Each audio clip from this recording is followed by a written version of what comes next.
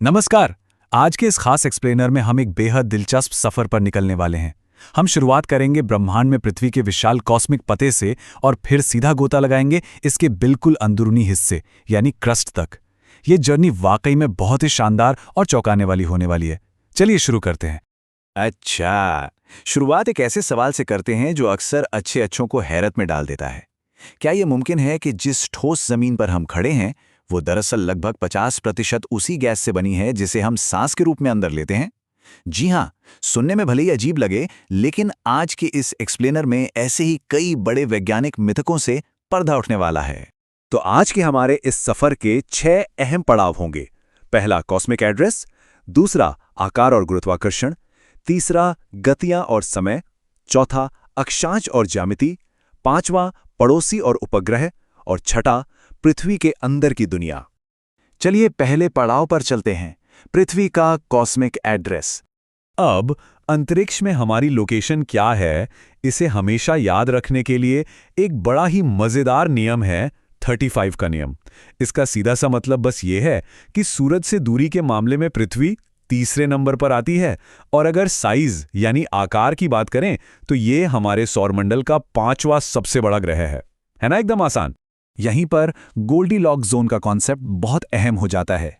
देखिए, पृथ्वी सौरमंडल में एक तरह से मिडिल चाइल्ड यानी मंझली संतान की तरह है।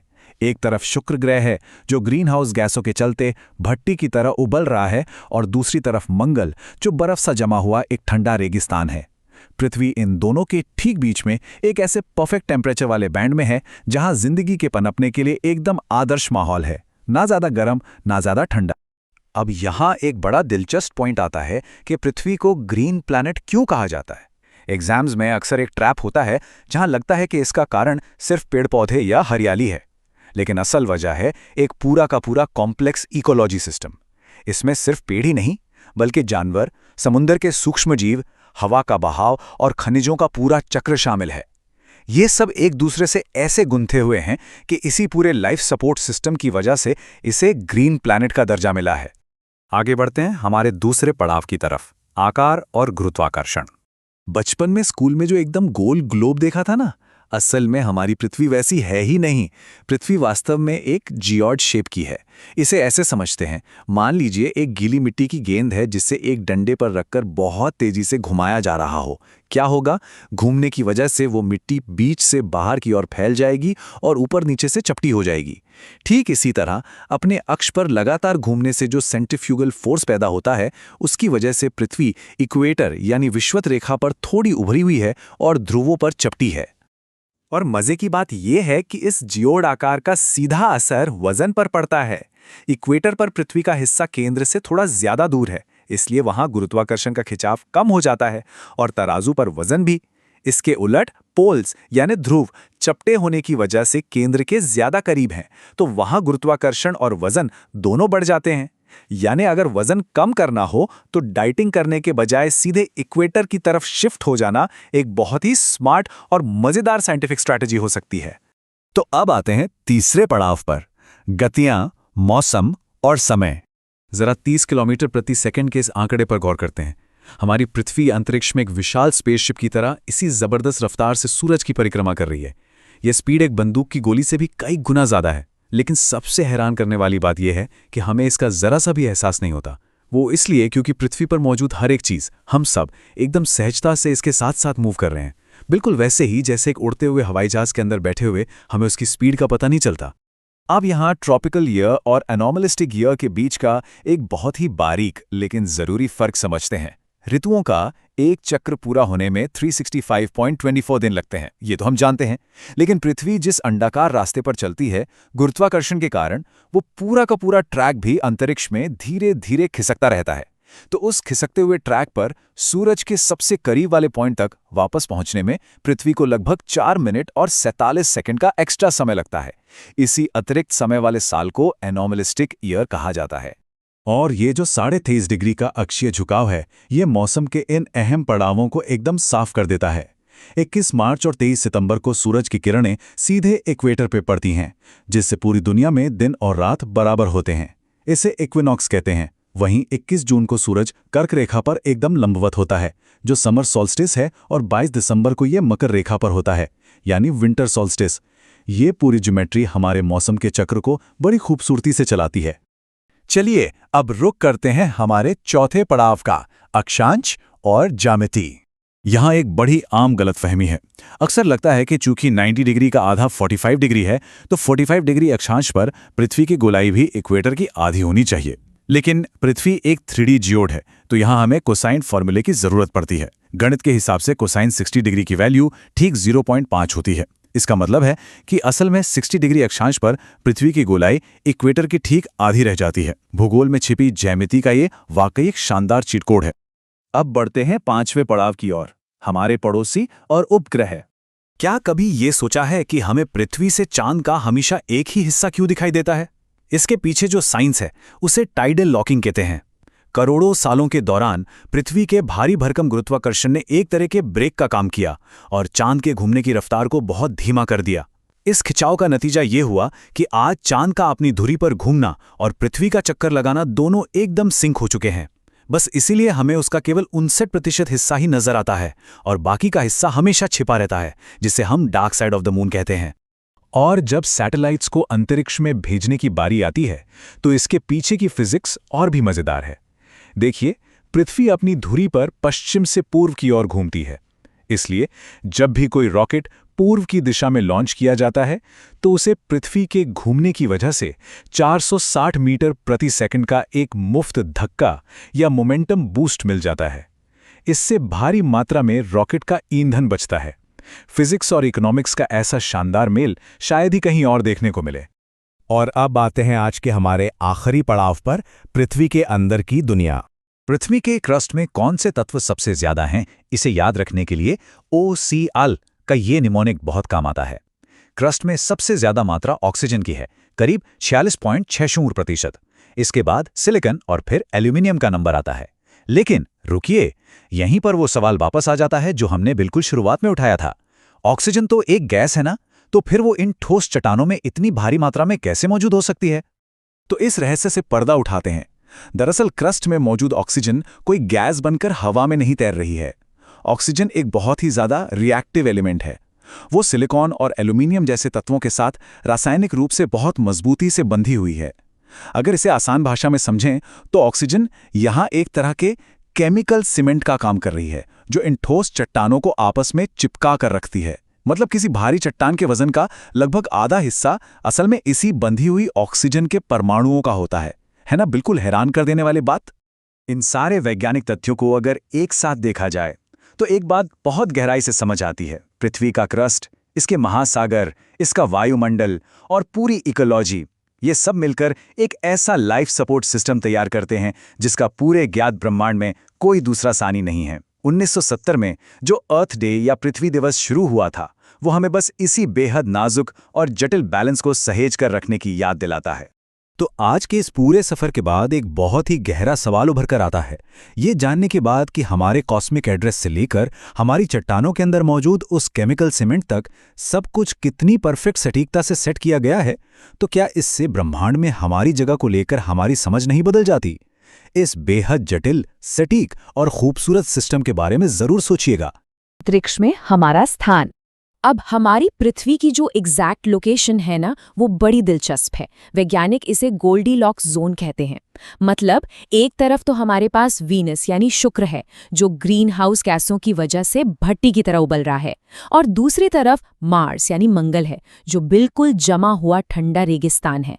और इन दोनों के ठीक बीच में है हमारी पृथ्वी, हमारे सौरमंडल का परफेक्ट मिडिल चाइल्ड।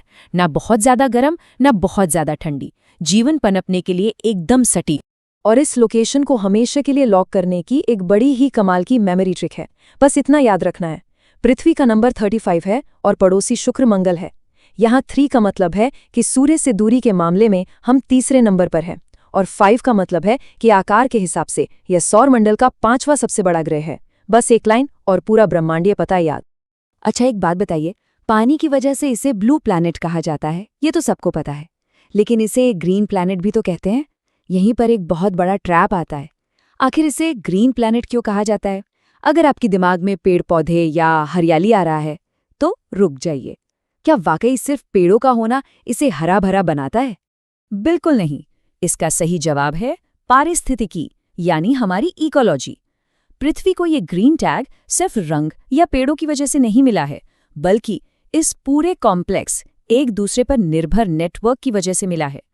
इसमें महासागरों के छोटे छोटे जीव, हवा का प्रवाह, जानवर, खनिजों का पूरा चक्र, ये सब कुछ शामिल है।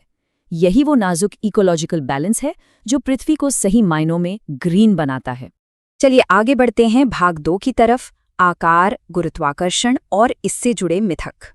यूनानी दार्शनिक अरस्तु ने आसमान देखकर कह दिया था कि पृथ्वी गोल है, लेकिन मॉडर्न साइंस बताता है कि असल में ये एक जियोइड है, मतलब ध्रुवों पर से थोड़ी चपटी और विषुवत रेखा पर बाहर की तरफ उभरी हुई।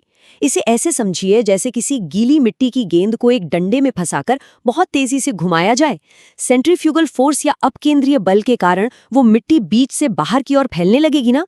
बस ठीक ऐसा ही पृथ्वी के साथ इसके लगातार घूमने के कारण होता है। और इस जियोइड आकार का सीधा असर पड़ता है गुरुत्वाकर्षण पर। विषुवत रेखा यानी इक्वेटर पर सतह पृथ्वी के केंद्र से थोड़ी ज्यादा दूर होती है। इसका मतलब है वहां ग्रेविटी का खिंचाव कम होगा और इसलिए वजन भी थोड़ा कम आएगा। इसके उलट ध्रुवों पर यानी पोल्स पर आप केंद्र के ज्यादा करीब होते हैं, जिससे वहां गुरुत्वाकर्षण और वजन दोनों बढ़ जाते हैं। तो भाई, अगर तराजू पर अपना वजन थोड़ा कम देखना हो तो इक्वेटर की तरफ ट्रिप प्लान करना फिजिक्स के हिसाब से एकदम बेस्ट रहेगा। अब आते हैं भाग 3 पर, पृथ्वी की गतियों और मौसम। क्या आप जानते हैं कि हम अंतरिक्ष में लगभग 30 किलोमीटर प्रति सेकंड की तूफानी रफ्तार से सूर्य का चक्कर लगा रहे हैं, एकदम किसी विशाल स्पेसशिप की तरह। लेकिन इस चक्कर में एक बड़ा ही सूक्ष्म सा अंतर है जिसे समझना बहुत जरूरी है। हमारा रास्ता गोल नहीं बल्कि अंडाकार है, और ग्रेविटी के कारण वो अंडाकार रास्ता भी अंतरिक्ष में धीरे धीरे खिसक रहा है।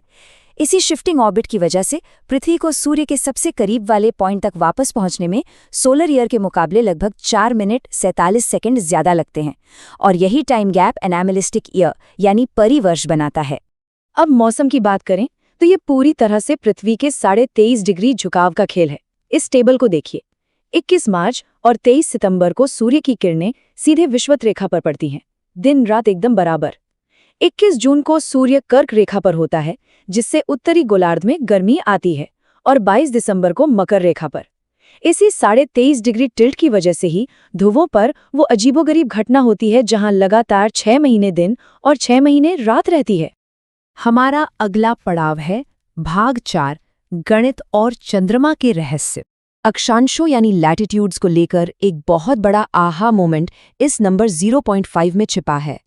अक्सर ऐसा लगता है कि 45 डिग्री अक्षांश की लंबाई विषुवत रेखा की आधी होनी चाहिए, पर गणित ऐसा नहीं कहता। किसी भी अक्षांश की लंबाई विषुवत रेखा और उस अक्षांश के कोसाइन का गुणनफल होती है, और कोसाइन 60 डिग्री की वैल्यू ठीक 0.5 होती है। मतलब 60 डिग्री अक्षांश पर जाकर पृथ्वी की गोलाई विषुवत रेखा के मुकाबले एकदम आधी रह जाती है। चलिए अब अपने सबसे करीबी पड़ोसी चंद्रमा की बात करते हैं। ये सवाल तो आता ही होगा कि हमें चांद का सिर्फ 59% हिस्सा क्यों दिखता है। इसे कहते हैं टाइडल लॉकिंग। असल में करोड़ों साल पहले चंद्रमा काफी तेजी से घूमता था, लेकिन पृथ्वी की विशाल ग्रेविटी ने एक ब्रेक की तरह काम किया। अरबों सालों में इस खिंचाव ने चांद की रफ्तार को इतना धीमा कर दिया कि अब उसका अपनी धुरी पर घूमना और पृथ्वी का चक्कर लगाना दोनों पूरी तरह से सिंक हो चुके हैं। और चांद के आगे अगर तारों की बात करें तो ब्रह्मांड की विशालता सच में दिमाग घुमा देने वाली है। अगर हम सूर्य को रेत के एक छोटे से कण के बराबर मान लें तो हमारा सबसे करीबी तारा अल्फा सेंटारी कई किलोमीटर दूर रखा रेत का कोई दूसरा कण होगा। बस इतना ही बड़ा है ये फासला। और हाँ, एग्जाम के लिए एक क्विक ट्रिक भी याद रखिए। सीरियस ए तारे को डॉग स्टार कहा जाता है, जिसका संस्कृत नाम लुब्धक है। इसे याद रखेंगे तो एग्जाम में काफी मदद मिलेगी। अच्छा, ग्रहों की ये जो फिजिक्स है ये सिर्फ थ्योरी या किताबों तक सीमित नहीं है। इसका सीधा कनेक्शन हमारी $multi-billion स्पेस इंडस्ट्री से है।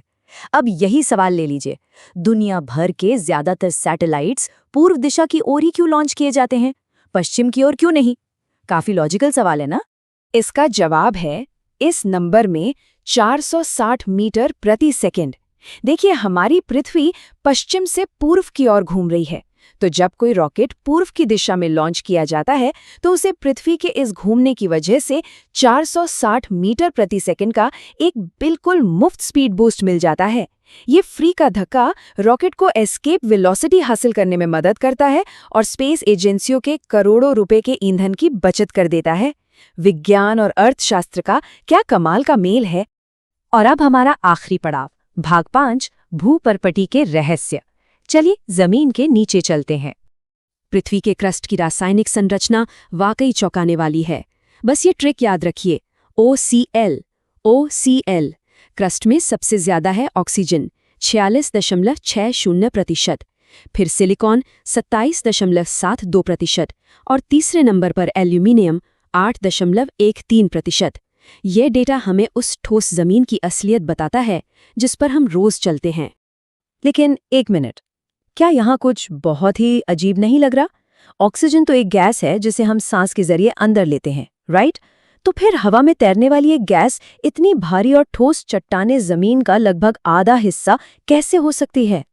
ये एग्जाम का एक अल्टीमेट ट्रैप है जो दिमाग को पूरी तरह घुमा देता है। तो इसका जवाब ये है कि क्रस्ट में मौजूद ऑक्सीजन कोई हवा में तैरती गैस या जमीन के नीचे छिपे गुब्बारों के रूप में नहीं है, बल्कि ये एक बहुत ही रिएक्टिव तत्व के रूप में दूसरे खनिजों के साथ केमिकली बाउंड है। ऑक्सीजन असल में एक केमिकल सीमेंट की तरह काम करती है जो सिलिकेट और ऑक्साइड बनाकर इन भारी चट्टानों को एक साथ मजबूती से जोड़कर रखती है। यानी जब आप किसी पत्थर का वजन करते हैं तो उसका लगभग आधा वजन सिर्फ इसी बंधी हुई ऑक्सीजन का होता है। तो मैक्रो से लेकर माइक्रो तक के इस पूरे सफर के बाद हम एक बहुत ही गहरे विचार पर आकर रुकते हैं। हम हर साल अर्थ डे मनाते हैं।